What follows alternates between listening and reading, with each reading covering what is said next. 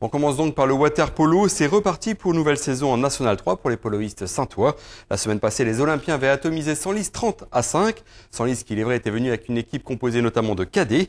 Samedi, c'est Lille qui venait à la piscine Léo Lagrange. Les hommes de Fabrice de Handschuwerker n'ont pas là non plus connu de grosses difficultés. Reportage Claire Weyer. Bis repetita pour l'OGS water polo. Le score n'est pas aussi sévère que contre Senlis la semaine dernière, mais la jeune équipe lilloise de National 3 n'a pas réussi à arrêter les nageurs saintois samedi dernier en perdant 15-10. Dès les premières minutes, les maritimes creusaient l'écart grâce aux attaques rapides mais construites de Gauthier Lefoyer, Franck Fokker et Michael Guillaume. Même s'ils n'étaient que 8, les Saintois parvenaient dès la première période à poser le jeu et à prendre le temps de consolider la défense. À la pause, les Lillois accusaient un retard conséquent de 5 buts.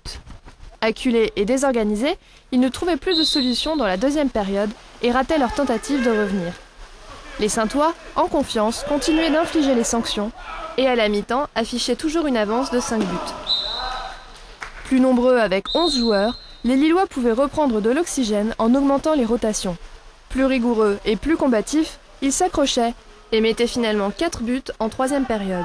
Le GS conservait toutefois une avance confortable, mais la fatigue et la tension se faisaient sentir, permettant aux Lillois de se ressaisir.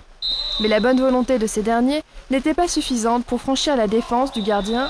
Fin de la partie, victoire de l'OGS 15-10. En début de match surtout, on a bien appliqué les consignes, à savoir jouer doucement, poser le jeu, prendre son temps avant de créer une attaque et une action.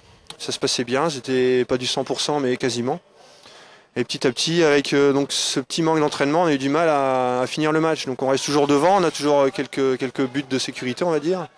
Mais bon, on a eu un petit peu de mal quand même à terminer le match. Un petit peu de panique, entre guillemets. Et puis de manque d'entraînement, je dis encore une fois. Manque d'entraînement et de présence de jeunes. En effet, aucun cadet n'était présent au match. Une relève qui pourrait pourtant permettre de voir plus loin dans les objectifs de l'OGS water polo en National 3.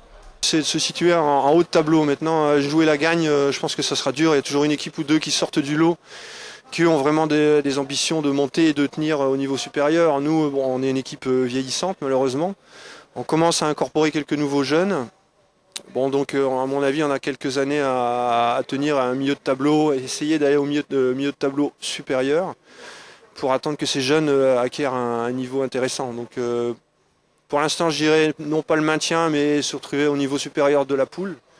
Pourquoi pas faire les playoffs si tout se passe bien, mais ce n'est pas vraiment l'objectif pour l'instant. Ça peut le devenir. Prochain match dans 3 semaines contre l'équipe de Laon qui joue la montée. Un vrai premier test pour le GS water polo.